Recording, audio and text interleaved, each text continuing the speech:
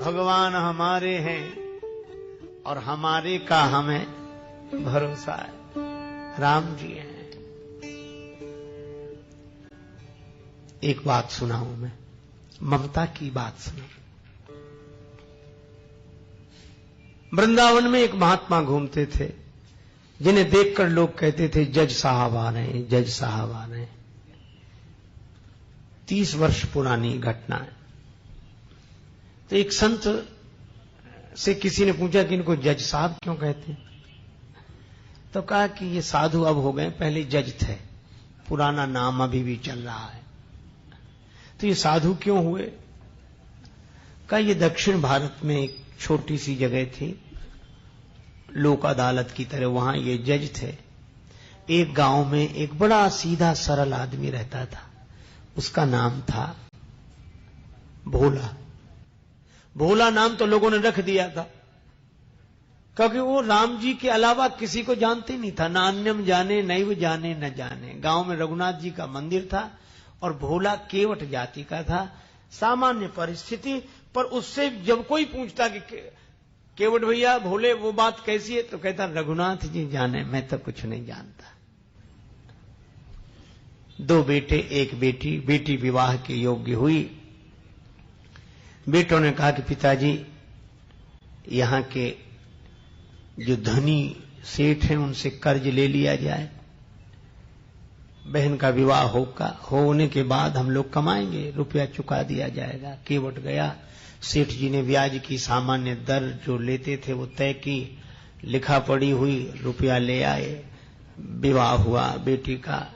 बेटी विदा हुई ससुराल को और केवट ने घर छोड़ दिया। गांव में रघुनाथ जी का मंदिर था, वहीं रहने लगा। सबके ममता ताग बटोरी, मम पद मन ही बांध बर डोरी, रहने लगा। बेटों ने कमाई करके पैसा दिया, केवट लौटाने के लिए गया सेठ जी के पास। सेठ जी ने रुपया ले लिया, ब्याज ले लिया, रसीद लिखकर दे दी कि पाई पाई से पैसा मिला। और कहा केवट पढ़ो क्या लिखा है। केवट बोला रघुनाथ जी जाने, मैं तो कुछ नहीं जानता क्या लिखा। सेठ जी के मन में पाप आया कि इससे दोबारा पैसा लिया जा सकता है, तो बोले ये कागज हमें दे दो, तुम जरा पानी ले आओ। वो 1 गिलास पानी लेने गया, सेठ जी ने वो रसीद छिपा के रख ली। फाड़ते तो शक होता, एक कागज पर ऐसे ही कुछ लिख कर दे दिया, बोलिए तुम्हारी रसीद। केवट ले गया, रघुनाथ जी के चरणों में रखकर जिस कमरे में रहता था वहां रख दी और अपना राम जी से मतलब सबके ममता ताग बटोरी, मम पद मन ही बांधे बर डोरी। सेठ जी ने मुकदमा कर दिया। केवट ने रुपया दिया था, चुकाया नहीं, कहता दे चुके हैं। अदालत में केवट को जाना पड़ा। वही जज जो महात्मा हो गए थे, उन्होंने कहा कि तुमने रुपया लिया था? हाँ। चुका दिया? इसका प्रमाण? कागज। जज साहब ने कहा ये तो कोई सबूत नहीं है, इसमें कुछ लिखा ही नहीं है। केवट सरल आदमी रोने लगा, रघुनाथ जी जाने, मैं तो ये इसी को रसीद समझे था। जज साहब दयालु हृदय की, तो रो मत, तुमने जब सेठ जी का रुपया वापस दिया तब तुम्हारे सेठ जी के बीच में कोई तीसरा था?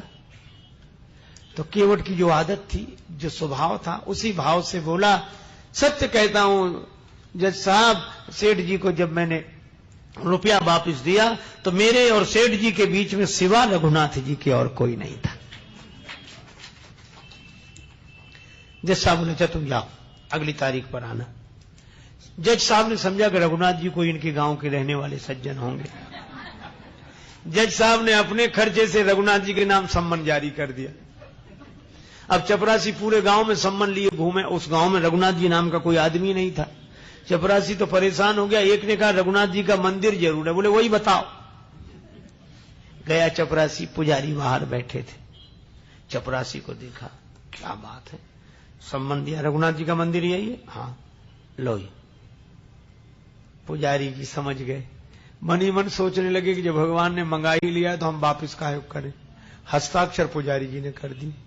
चपरासी समझा यही रघुनाथ जी हों।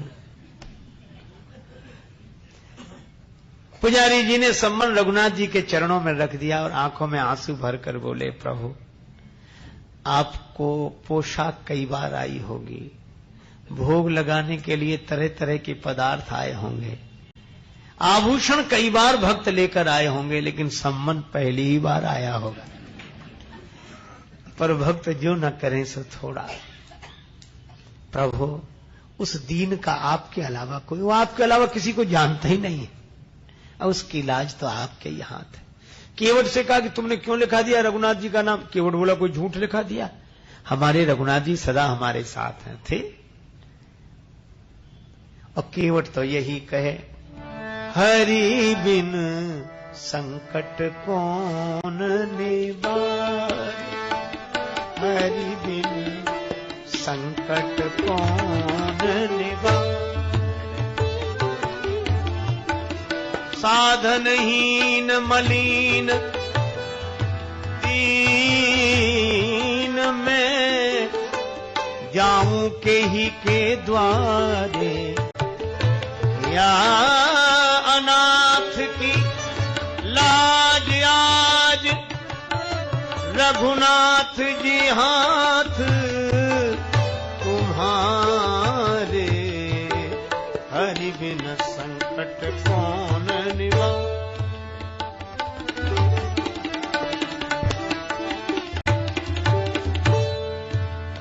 दीन दयालु सुने जब ते, तब ते मन में कछु ऐसी बसी है, तेरू कहां और जाऊं कहां, बस तेरे ही नाम की फेंट कसी है।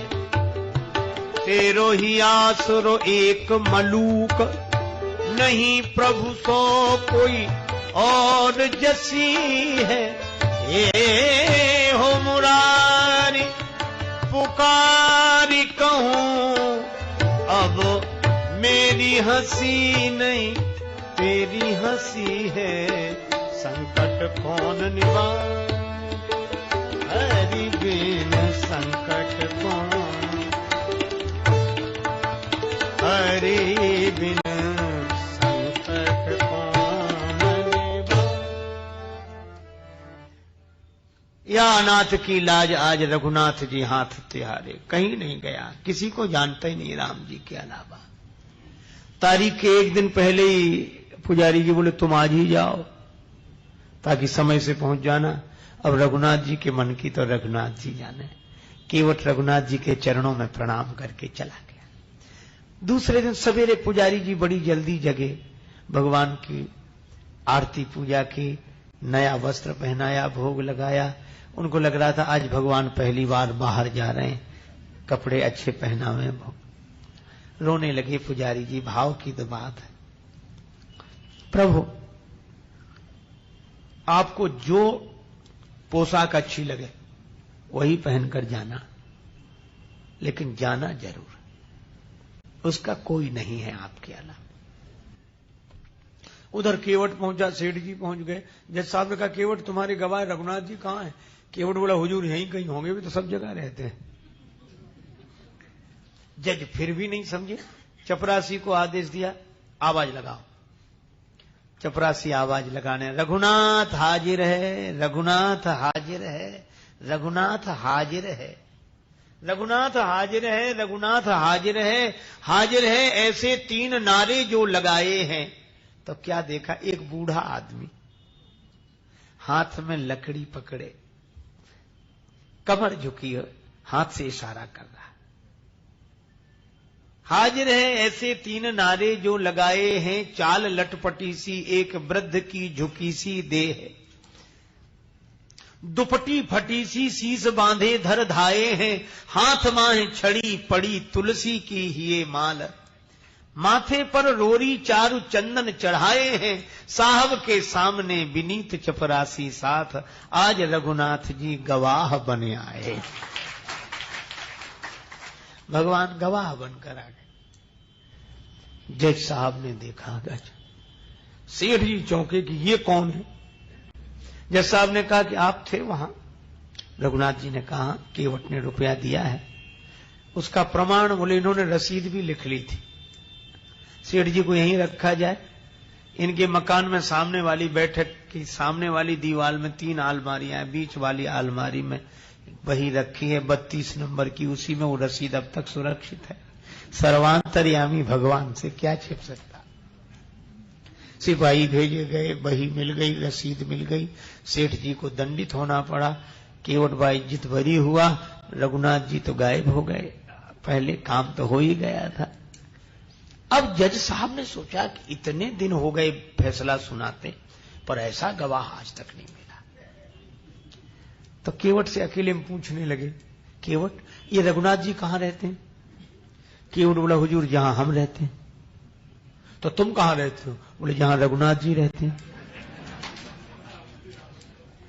जज साहब बोले, हम समझे नहीं, तुम लोग एक ही जगह एक ही गांव के रहने वाले हो? केवट बोला, हाँ हुजूर, आपको कैसे समझाएं, आप तो पढ़े लिखे हो। पढ़े लिखों को समझाना बहुत कठिन है, भक्ति की बात, भगवान की बात। जज साहब बोले, तो ये हैं कौन? केवट बोला, हुजूर ये वो है जिनका मंदिर है। तो बोले, इन्होंने मंदिर बनवाया है?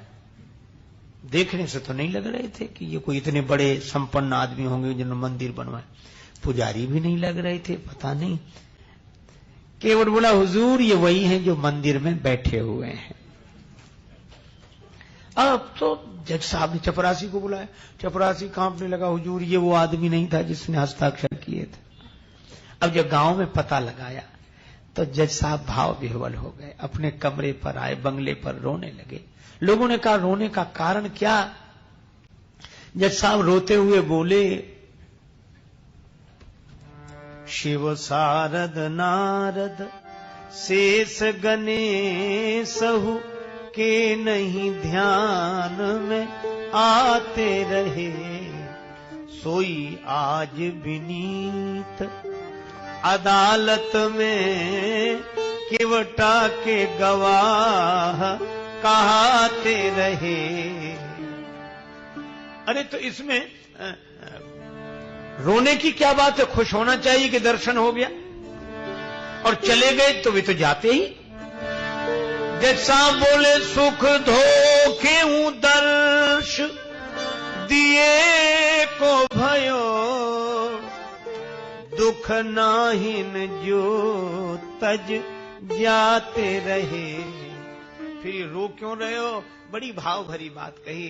जज साहब बोले, आज मुझसे बहुत बड़ी गलती हो गई। कौन सी? कुर्सी पे बना जज बैठा रहा, जगदीश खड़े समझाते रहे। कुर्सी पर जज बना बैठा रहा और जिनकी अदालत में सबको उपस्थित होना पड़ता, वे भगवान खड़े खड़े गवाही देते रहे। ऐसा वैराग्य हुआ, उसी दिन पद से इस्तीफा दे दिया, वृंदावन आ गए, साधु जीवन बिताया। अक्सर खड़े रहते थे,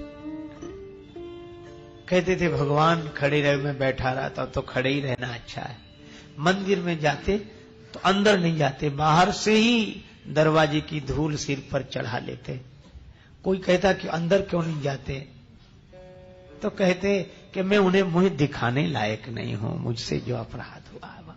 यह भाव केवट के कारण भगवान गवाह बने। क्या था केवट में? सबके ममता ताग बटोरी, मम पद मन ही बांध बर डोरी। अस सज्जन मम उर बस कैसे, लोभी हृदय बसे धन जैसे। ये सज्जन की दूसरी परिभाषा है।